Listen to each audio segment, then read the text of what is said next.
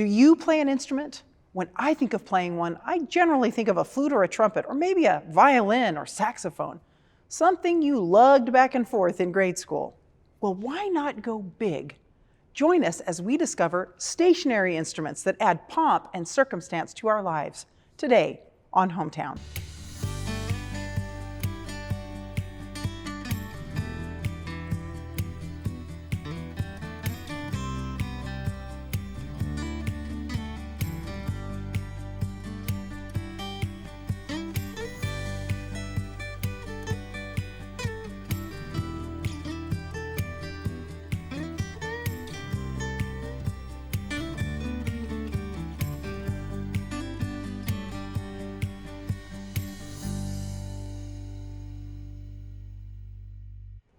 Johann Sebastian Bach wrote, "It's easy to play any musical instrument. All you have to do is touch the right key at the right time and the instrument will play itself." Deceptively easy, right? But something incredible happens when you play instruments in their own space, which are forged to be part of that place. The sounds and meaning become big, bold, and physically meaningful. Today, we explore two instruments we associate with church: pipe organs and bells. Both of these instruments play central roles in worship, in building community, and calling us to prayer and celebration. I'm on stage at the Fine Arts Center Auditorium on the Walla Walla University campus. Behind me, you can see the pipe organ, where the instrument can play itself as long as you hit the right key at the right time. Come with us as we explore the places these incredible instruments live and the people who make and play them. Essential ingredients in the remarkable story of us.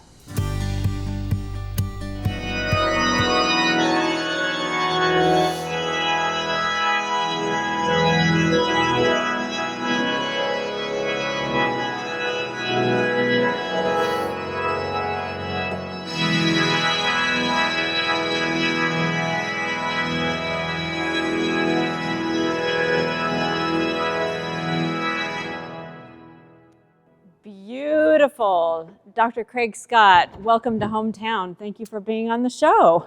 Thank you very much. Nice to be here. And thank you for playing that. So what did you just play? This is a piece by a wonderful composer, Joseph Jongen, and it's called Chorale, which means hymn.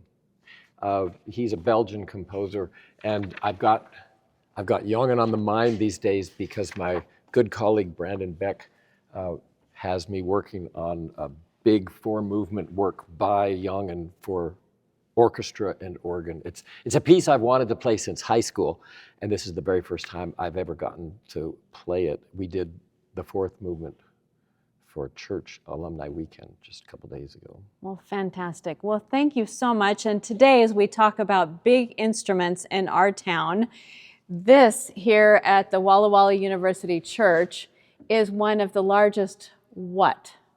Well, it is a pipe organ. If it doesn't have air going through pipes made of wood or metal, it's not an organ. This is a pipe organ, and it is one of the largest pipe organs in the Northwest. In fact, for many years, it was the largest organ west of Salt Lake and north of San Francisco. Oh, fantastic. And it has kind of a reputation among organ aficionados. For years, it was the largest instrument. Now, in 2000, a new organ went into University Presbyterian Church in Seattle, and it's about the same size as this one. And then right about the same time, they enlarged the organ at St. Mark's Cathedral. In Seattle. Mm-hmm. And so it is also about the same. It's a wonderful, fantastic Yes, instrument. I grew up as a child listening to that organ as well. And then there's a third organ in Seattle. Also, at the same time, a new organ went into St. James, the big Catholic cathedral. And it is by my good friend Manuel Rosales. Now, it is not larger than this instrument. However, it's at the east end of the church, and in the west end of the church is a Hutchings Voti from about 1915. And the new console that Manuel Rosales built can play both instruments at the same time. And if you put both of those instruments together, then it's larger Then it's the than this. largest. So having said that, there are 3 organs in Seattle now that are about the same size as this one. So we can no longer say it's the largest organ, Salt Lake and Sure. San Francisco. But I hasten to add, larger is not better. So yeah, it's a big instrument. We're awfully lucky to have it. Oh, Here in the absolutely. deserts of eastern Washington, it's a very big surprise for people to come into this room, which is a large room, and then to find out that it's got such a magnificent organ. It's really a kind of a hidden secret in Walla Walla. And this organ came into the University Church what year? 1962. 1962. And you've been playing this organ for how many years, Kraig? Maybe I should ask you, when did you start playing this organ?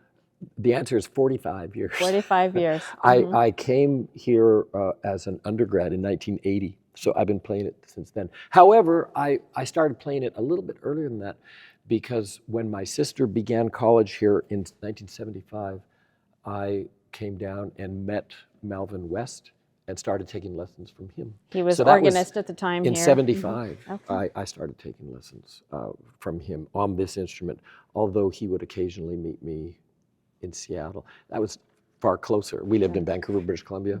So when he went to the opera or the symphony, he'd let my mom know. And you'd then schedule a... we'd just drive down to Seattle for a lesson.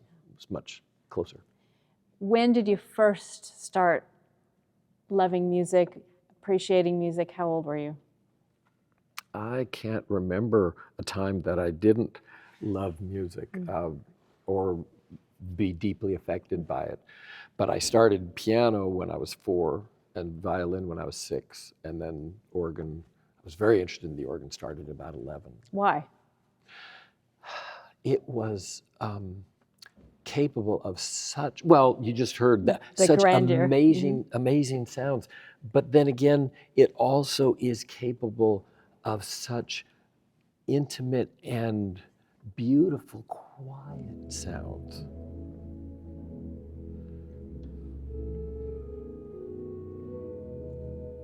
So it can be both great and tiny, and both are beautiful. I don't know, the organ captured me because of that tonal, those tonal resources. And I had some records of organ music when I was a kid, and I just was captivated by the sound. So if someone's watching and they say, oh, pipe organs, they're old, and they are. Well, they are. In fact, organ had a golden age, in my opinion, and that was the Baroque period. That we usually say 1600 to 1750. 1750 is when Bach died, and we kind of extend the Baroque period to include his nice round figure, 1750 death date. And that was, in many ways, the golden age of the organ, but that's because that was the period at which organ building flowered, and it became an instrument that captured the attention of every great musician. In the Baroque period, starting with Frescobaldi in about the year 1600 in the south, Italy, and Sweelinck up in Amsterdam in the north, also right about 1600. They were very active at 1600, the very beginning of the Baroque period. From that point on, every single one of the greatest musicians you can mention in the Baroque period, they were all organists. There was something about the instrument that captured the attention of everyone. So I call that the golden age of organ, but there is a huge amount of activity still today in organ building, in organ composition, and in organ performance. Yeah, some people sometimes try to imply that it's a dead or dying instrument, and nothing could be further from the truth. We're going to also be talking about some other big instruments in this town of Walla Walla, our hometown. And on the organ, you can also play some bells, can't you? We have some bells on this instrument. Yes, we do. They are called a zimbalstern, and it's little tinkly bells that are really fun, especially, say, at Christmas time. So, for instance, we were talking about Bach earlier. There is a wonderful piece by Johann Sebastian Bach, which is based off the story of the 10 virgins, 5 of whom were sleeping and 5 of whom stayed awake. And it's called Wake Awake, for the night is almost over and the king is coming.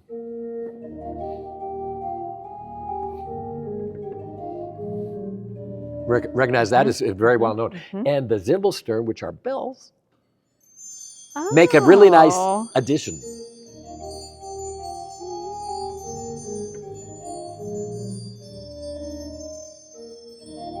There you go. Well, thank you for playing the bells, even though it's not Christmas, but thank you. Well, they can work at other times too. I love it. Yeah. Kraig, thank you so much. And now we are going to go on a special tour of the pipes. Yeah, let's go back there and see it. Thank you.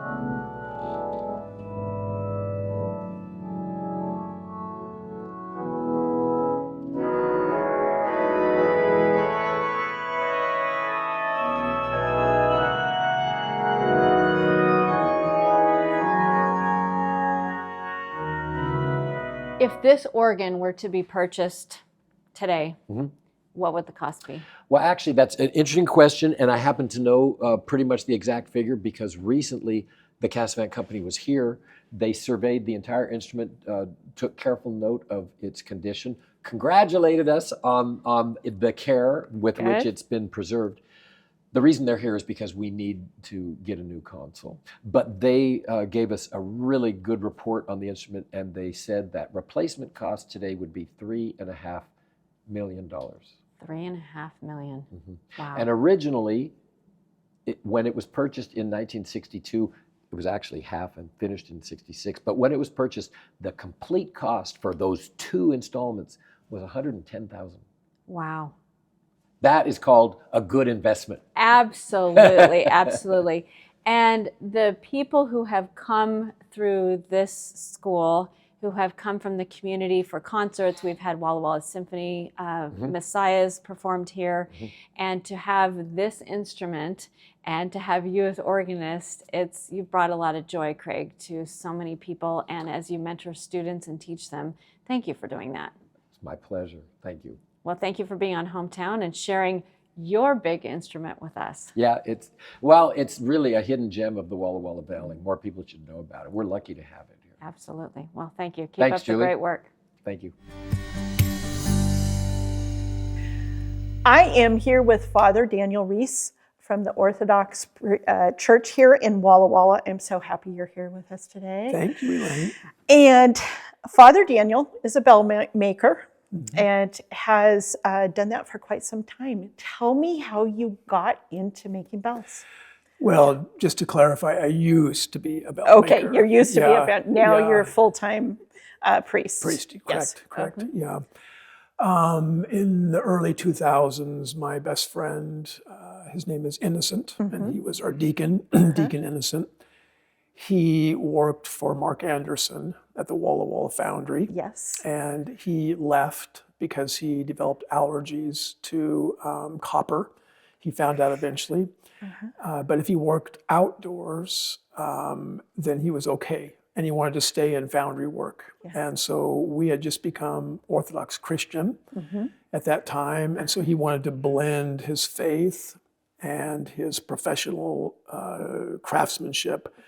And so he built a bell foundry, outdoor foundry on our property. Specifically for bells. For bells. And on your personal property? On our personal property. We live on a 10-acre farm. Yeah. Oh, and wonderful. so he's a MacGyver of sorts. I love it. And he went to Emery Stubblefields boneyard here in Walla Walla, which was a huge acreage of junk parts, and built our entire foundry from junk. Wow, that's awesome. What a way to recycle, to Yes. take something that's cast off and then create something new and beautiful out of Absolutely. it. There's a beautiful spiritual metaphor in that as well, I think, Yeah. as human beings were cast off, and then Jesus creates us into Yes. something beautiful Yes, and, yes. and melodious in that process. Yes. And anybody who is into sustainable Yes. living would value and appreciate that Absolutely. history. Yeah.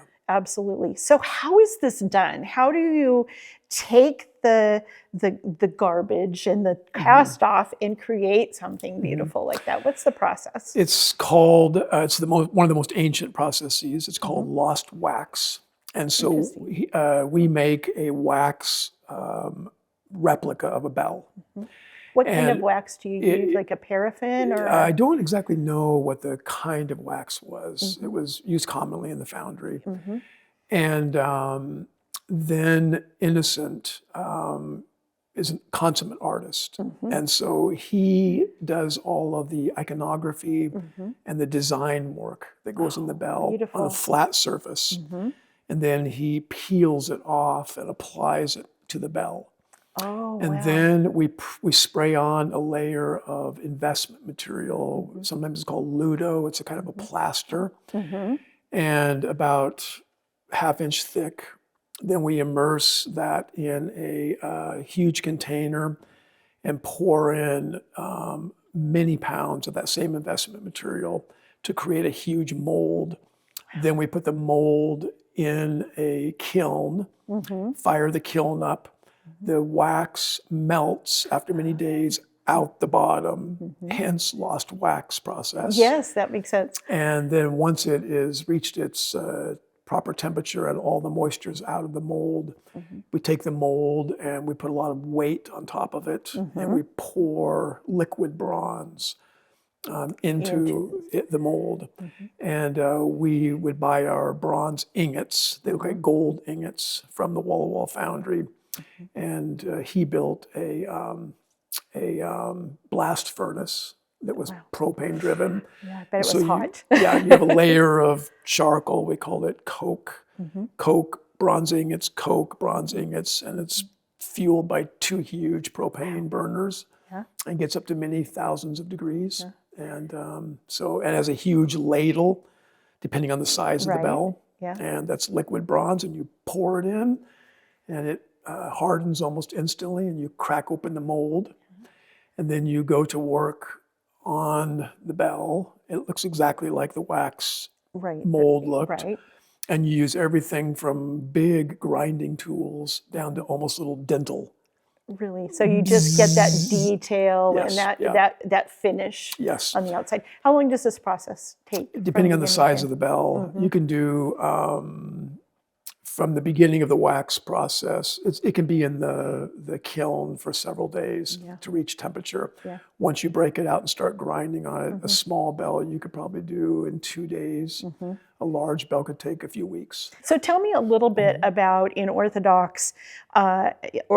What is the spiritual meaning of the bells? Yeah, I brought kind of a cheat sheet. Yep, that's great. Let me go through several purposes. One practical purpose is to summon the faithful to divine services. Yes. And so in our church, many of our children ring our bells. So at the beginning of a service, the children are out ringing the bells. And it's telling people the service is about to begin. And do you ring them by rocking them or by hitting them, or how different? That's a great question. Yeah. Different than Western bell making, where the bell itself tolls and the clapper remains stationary. So bong, bong. And in Eastern bell making, the bell remains stationary. And then the clapper is hooked up to cords, and the bell ringer is pulling cords. So it's being struck by the clapper while the bell remains stationary. That's amazing. Yeah. That's really interesting. Yeah. A second reason is to express the triumphal joy of the church and her divine services. A third is to remind us of the blessedness of heaven. Yes. Related, for example, in the book of Revelation, there's a trumpet yes. sounding. Yes. And so musical instruments like a trumpet or a bell remind us of heavenly worship.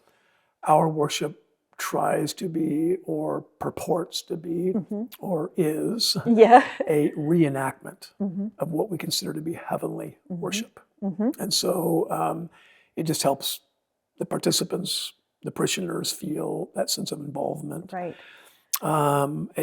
Yet another reason is that at different times in the service, especially certain times, one or more bell will go off at that moment. And it's alerting people to the importance of that moment in the service. So it's a marker. A marker, it's a great term. Yeah. Historically, for example, the creed, the Nicene Creed or the Apostles' Creed, Yeah. is often read in churches. Well, in an Orthodox service, it's sung at every point. And so we don't always do it, but the bell tolls 12 times very slowly, the big bell, during the creed. Interesting. And then a final reason is that in days of old, well, this isn't a reason, but it's just a relevant fact. Historians, many of them secular, noted that pagan people, upon hearing the sound of the bells going out across the countryside or in the city, would say, that is the voice of the Christian God. Oh. So, yeah. So it was a marker not only for people within the community, but people who perhaps didn't really understand all of it, but heard those and connected it to that message. Yeah. If somebody wanted to hear the bells, when's the best time for them to hear? All of them going off collectively by, as I said, Elaine, the children, would be Sunday morning at 9:30. Okay.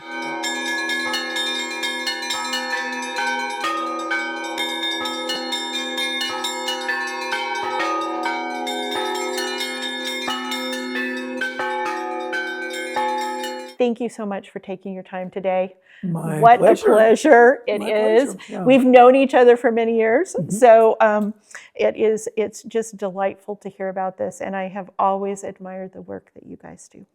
Well, I was Innocent's grunt. He was the artist, but it was almost an occasion of grief when he left and moved to Alaska. Yeah. And we shut down the business around 2012. Yeah. And so almost any opportunity I have to bear witness to our friendship and his creativity as an artist and his our mutual love of our Lord, Yes. I'll gladly take it. Yeah. Thank you so much.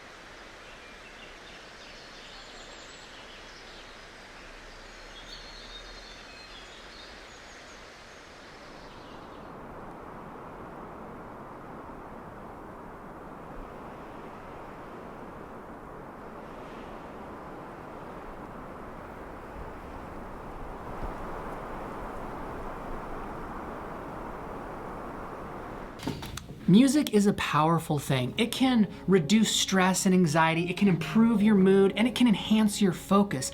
But as a documentary filmmaker, for me, the thing that really matters is it can help to tell a story. And so today I'm trying to find the right music for this nature sequence that I filmed yesterday, and I thought I'd show you the process, and let's find the right music for this video.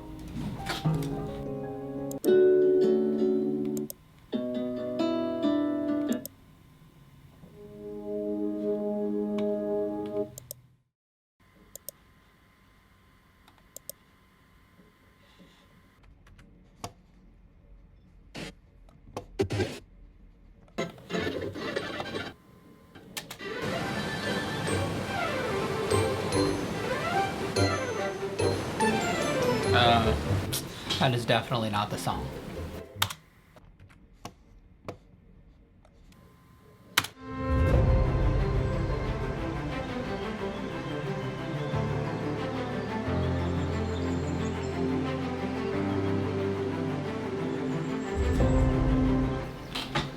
I like that song, but not exactly what I'm going for on this video. Jingle bells, jingle bells. No, no, no, no, no.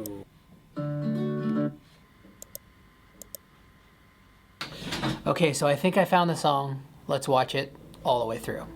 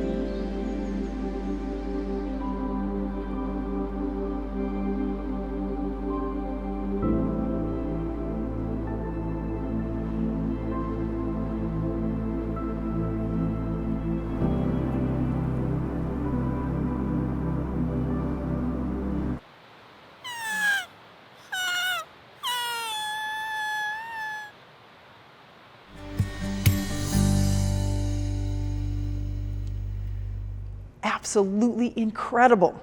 Music that is made from instruments, made with love, creates community. And as it says in 2 Chronicles, and it was the duty of the trumpeters and the singers to make themselves heard in unison, in praise and thanksgiving to the Lord. The song was raised with trumpets and cymbals and other musical instruments in praise to the Lord, for he is good, for his steadfast love endures forever. A joyful noise is better than lonely silence. And we are blessed with so many beautiful instruments in this valley. Next time you get a chance, attend a concert or stop and appreciate the glad tidings of the bells. Let your heart be still and rejoice. See you next week on our next episode of Hometown.